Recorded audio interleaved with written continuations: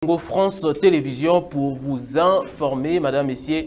Bienvenue. D'abord, les titres. Alors que les pays subissent une violation à son territoire, les militaires qui ont pour mission la sécurité de la population ont été appelés ce lundi à accomplir leur mission au cours de la causerie morale à leurs intentions par Christian Chiwewe, général de la police de la FARDC, chef d'état-major.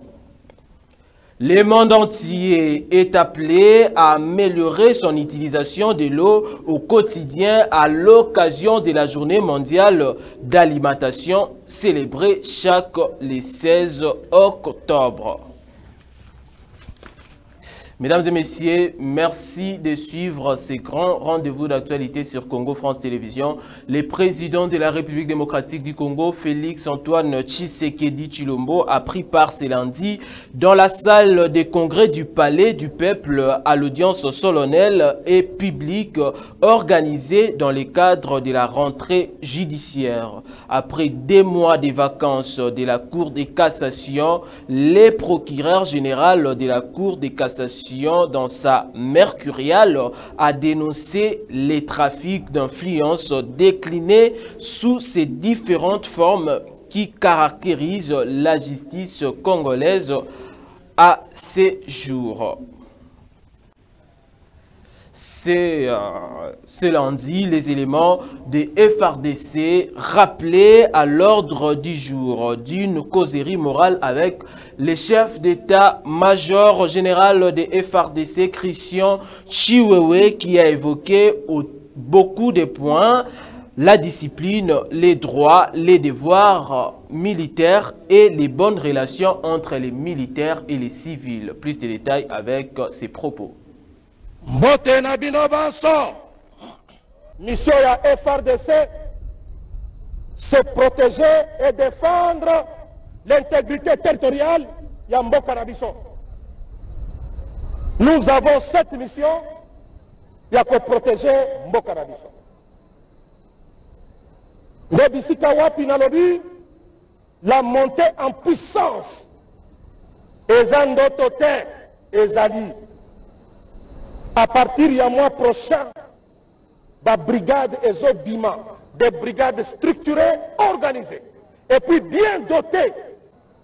Et puis, na sengi na bino mampinga ya kala, bo accepter bango, bo yamba bango. Likambo ya ko protéger population na biso, bandeko na biso, oyo balati tenite, toza obligé ya ko protéger bango. Et ça, mission na biso. La outil que peut s'appeler définition mission et la garde républicaine pour éviter pour moi confusion et zalaki, il fallait n'appeler ça la mission et la garde républicaine pour nous à comprendre lorsque la garde républicaine est en mission déployée. Qu'on est la fonction T. Fonction bah ouais la kayangote.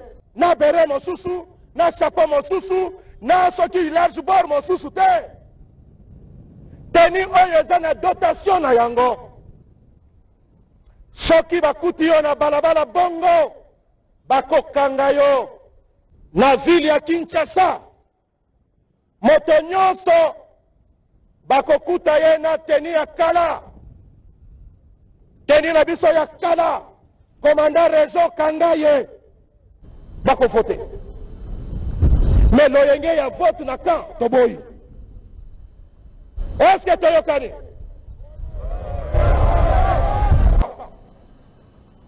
Interdiction formelle. Il y a soldats, colata polo, il y a parti politique. Interdiction formelle. Okutani na PEM, okutani na batu ya renseignement militaire, bako kangayo. Erinyoso, koyata kofunda batu. Yo. Nangai, na lobi na bino, trahir mboka na biso te. Des localités occupées par les rebelles du M23 dans les territoires des Rutshuru viennent d'être reconquises par les jeunes patriotes dites Wazalendo à Bwito. Plus de détails. Armés en bandoulière, les jeunes patriotes résistants d'Iwazalendo, regroupés au sein du mouvement des volontaires pour la défense de la patrie, VDP, circulent dans la cité de Kichanga, tout comme dans d'autres entités du territoire de Massissi, qu'ils ont libéré des mains des terroristes du M23 et leurs alliés rwandais. Activités commerciales, circulation routière, bref, tout est à la normale depuis la gifle infligée aux protégés de Paul Kagame par les Wazalendo. Les communautés ethniques Tutsi, Hutu, Hunde, Nande et autres vivent dans une parfaite cohabitation dans toutes les entités libérées par les Wazalendo. Sino tulikuwa mahali mbaya juu pigwa tukanyanyaswa, lakini kwa sasa hakuna shida, tunaikala salama. Ici, nous vivons bien. Depuis la libération de nos entités, les communautés ethniques vivent bien. Il n'y a pas de tribalisme. Et nous fréquentons d'ailleurs les mêmes églises, marchés et autres. Mais le plus grand problème que nous avons, c'est la faim.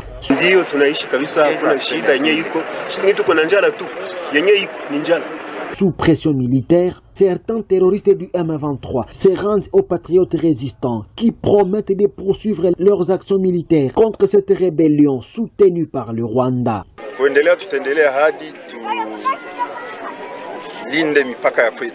Nous allons continuer les opérations contre le M23 jusqu'à arriver à protéger nos frontières contre l'ennemi, car il nous a envahis chez nous et nous devons les chasser hors de nos frontières. C'est ça l'objectif. Selon les porte-parole militaires en Provence, le lieutenant-colonel Njike Kaiko Guillaume, les FARDC qui veillent à la protection de toutes les communautés ethniques ne jurent que par le respect du cessez-le-feu et demandent au M23 de rejoindre les différents accords de chefs d'État de Nairobi et de Luanda. Nous, forces armées de la République démocratique du Congo, nous n'avons aucun intérêt à violer les cessez-le-feu parce que vous êtes sans oublier que les accords des chefs d'État à Luanda et à Nairobi nous instruisent d'observer le cessez-le-feu et de rester dans nos positions initiales. Chose que les forces armées de la République démocratique du Congo sont en train d'observer jusqu'à ce jour. Parlant d'une quelconque complicité avec le Wazalendo, mais écoutez, les M23 avec leurs alliés de l'armée rwandaise doivent comprendre qu'ils ont l'obligation, et c'est le moment, de rejoindre ou de répondre à la main tendue des chefs d'État de la sous-région qui veulent qu'ils puissent rejoindre le pré-cantonnement. Et je dis bien, c'est le moment. Sababu adui ametuvamia huku nasi yafaa tunawarudisha hadi kumipaka. Ndio lengo letu. Soulignons que depuis 2 heures du matin de ce dimanche, les affrontements sont signalés à Kavenu, près de Bouiza, en territoire de Rutshuru, entre les patriotes résistants et les M23. Nos sources sur place affirment que les patriotes résistants viennent de récupérer 2 positions du M23 à Tabi. Toujours dans le Nord Kivu, la situation sécuritaire à Kinshanga, le calme est observé depuis ce dimanche dans la cité de Kinshanga, chefferie de Bachali en territoire de Massissi au Nord Kivu, à l'est de la République démocratique du Congo. Des sources locales affirment que les jeunes Wazalendo ont repoussé le rebelle du M23 qui ont tenté de prendre encore la cité déchue.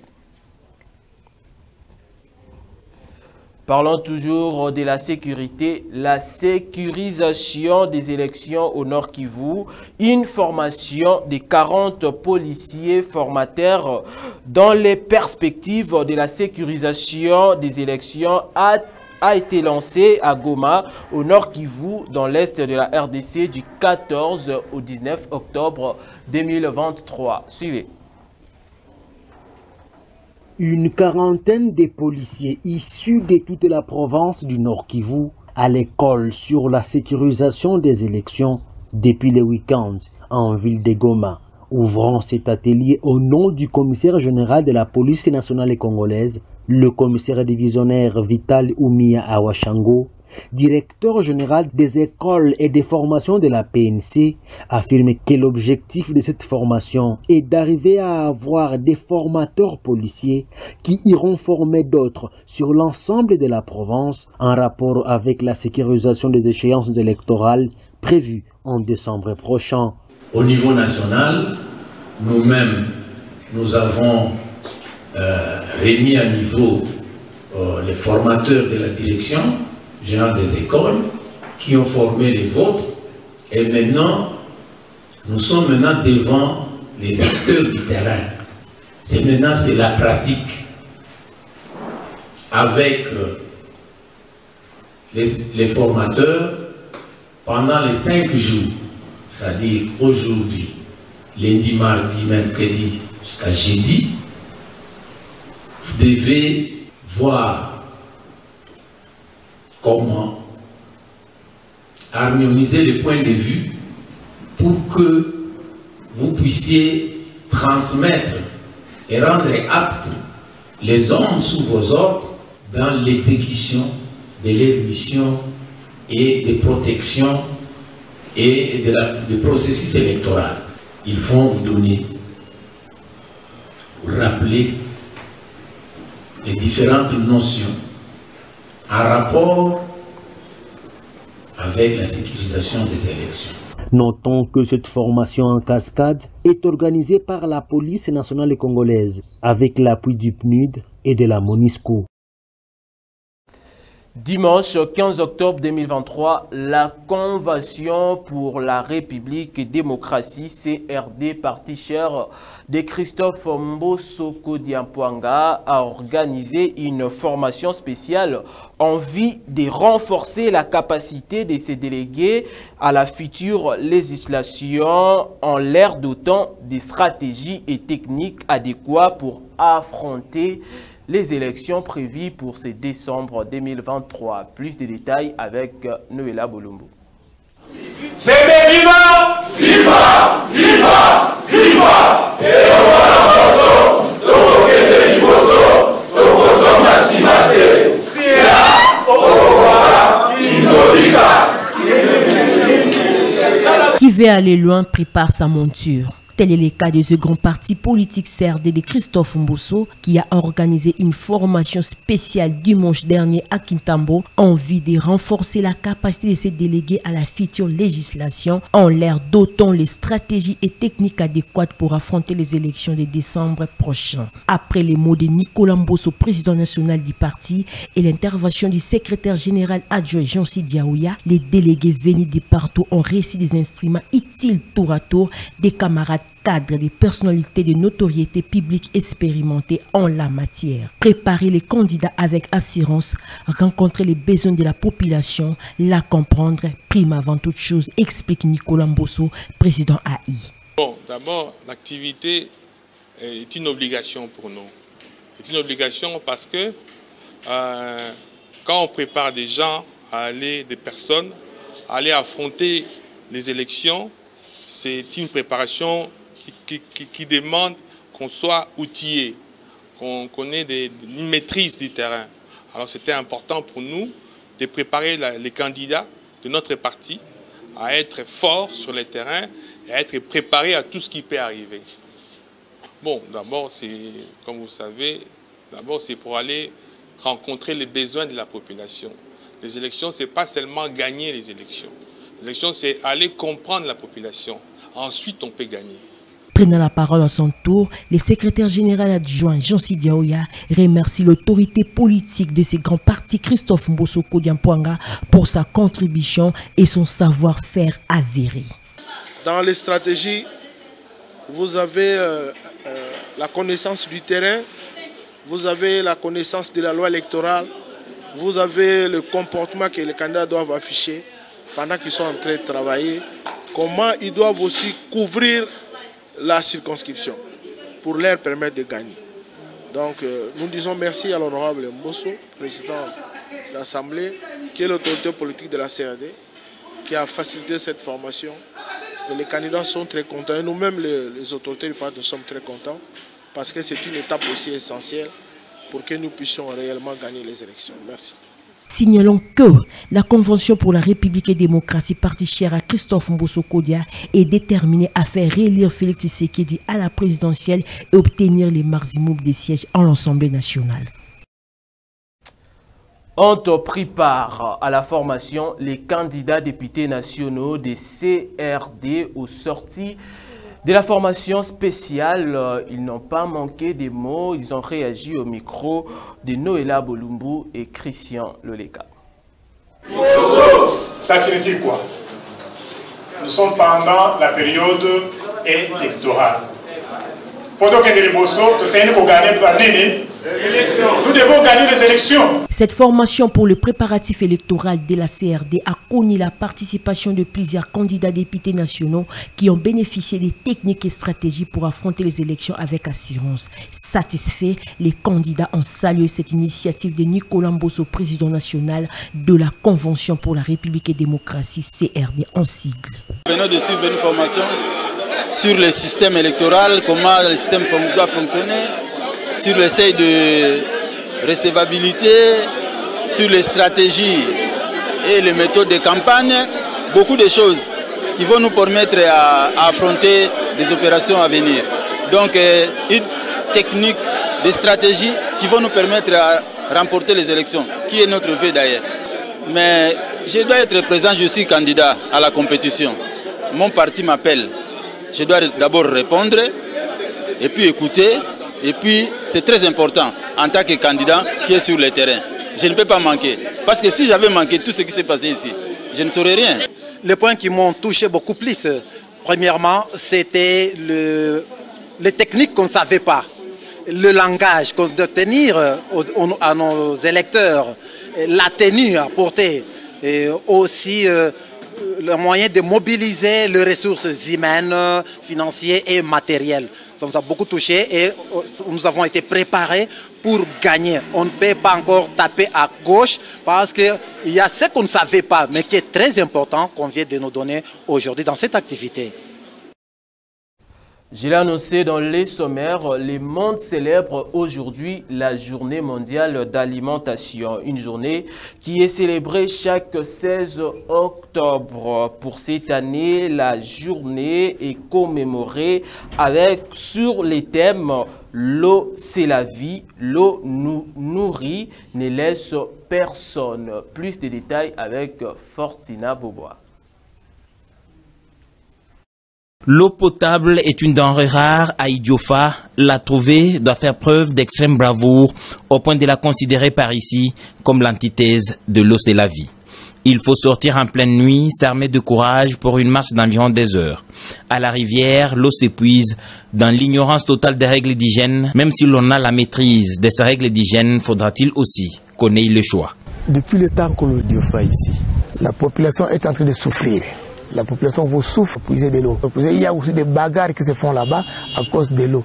Nous avons un grand problème, un problème sérieux d'eau ici à Idiofa, très là, à chaque moment et en permanence. Mais nous sommes étonnés que la régie des eaux... Les maladies hydriques, les prives du sommeil et surtout les jettent en pâture, aux prises avec tous les impondérables de la nuit des villages. Les autorités tant locales que provinciales ont du pain sur la planche pour donner des solutions définitives. Pour un acquis pour les ménages de Songon, même pour ceux qui habitent à proximité du château d'eau. Pour faire face aux récurrentes pénuries d'eau, les villageois ont souvent recours à l'eau de puits, comme ici à Adiapoto. Entre les habitants de ce village et le puits, c'est une longue histoire d'amour qui remonte à des décennies. Sans la source d'ici, on a de l'eau. C'est devenu une eau pour. C'est une eau miraculeuse que Dieu nous a donnée. Mais nous aussi, on s'occupe. Passe de devenir un cadeau empoisonné au regard des conditions d'hygiène qui entourent ce puits, même si celle-ci ne semble pas inquiéter les populations. L'eau c'est la vie, mais il est difficile de l'avoir au village Ndélébama, localité à 24 km de Bangui. Ce village...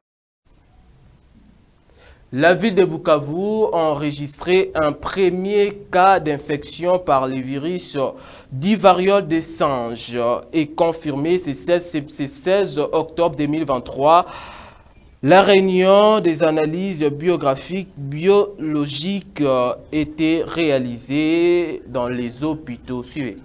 Pour lutter contre cette maladie, la division provinciale de la santé appelle la population du Sud Kivu au respect de règles d'hygiène. Un virus appelé variole du cygne qui se transmet par les contacts physiques, sueur, salive, sang et larmes. Détecté dans la ville de Kamituga, dont 3 cas en quarantaine à l'hôpital général de Kamituga et 1 cas à l'hôpital général de Bukavu. La prise en charge a déjà commencé pour les maladies et en même temps, ils sont isolés. Cette maladie se présente comme des boutons et des démangeaisons sur le corps. Les informations sur la conduite à tenir, encouragement à se faire vacciner dans le plus bref délai, surveillance de toute apparition des symptômes évocateurs. Les Bénins, vainqueurs de la 14e édition du concours international Génie en herbe OADA, dont la finale s'est tenue le vendredi 13 octobre 2023 à la Cour de cassation de Kinshasa-Gombe. Plus de détails. Le périple juridique des affaires parachève son campement du couronnement des étoiles à Kinshasa, capitale de l'OADA, et continue sa marche.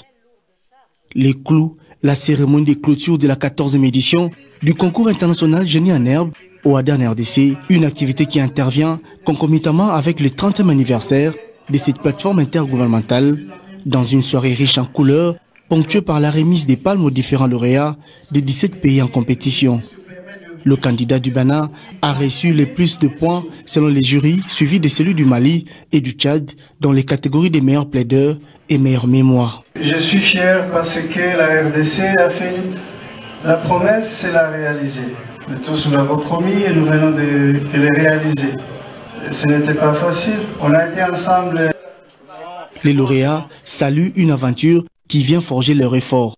Je suis fière parce que c'est des prix qui sont décernés à la personne qui, tout au long de l'aventure, a su émerveiller, a su impressionner les membres du jury.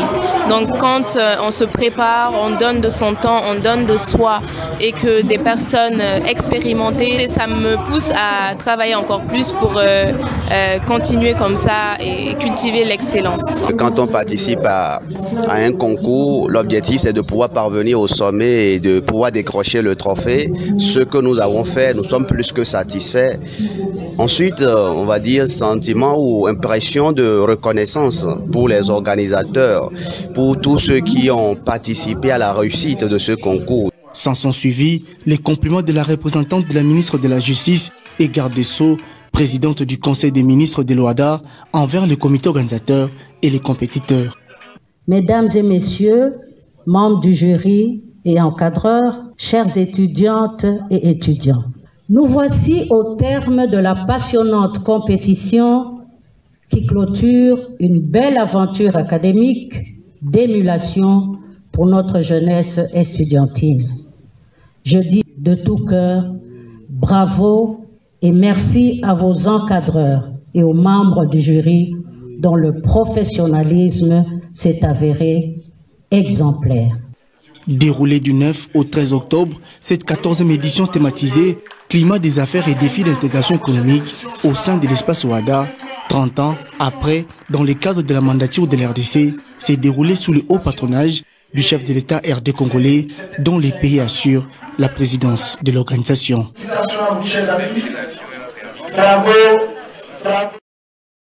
On va retourner dans le Nord Kivu. Un incendie s'est déclaré la nuit du samedi au dimanche 15 octobre 2023, occasionnant la mort de 7 personnes à Katoyi, un quartier de la commune de Karisimbi en ville de Goma, chef-lieu de la province du Nord Kivu. Plus de détails avec cet élément.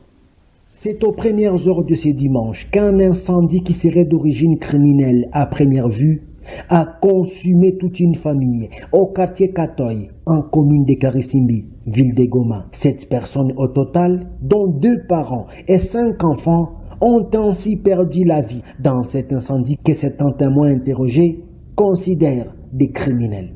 Informé de cet incendie, le gouverneur militaire ad intérim du Nord Kivu, le général-major Peter Chirumwami, a dépêché sur le lieu du drame sa conseillère en charge des affaires sociales, Priska Kamala, s'enquérir de la situation avant la levée des corps. C'est avec tristesse que l'autorité provinciale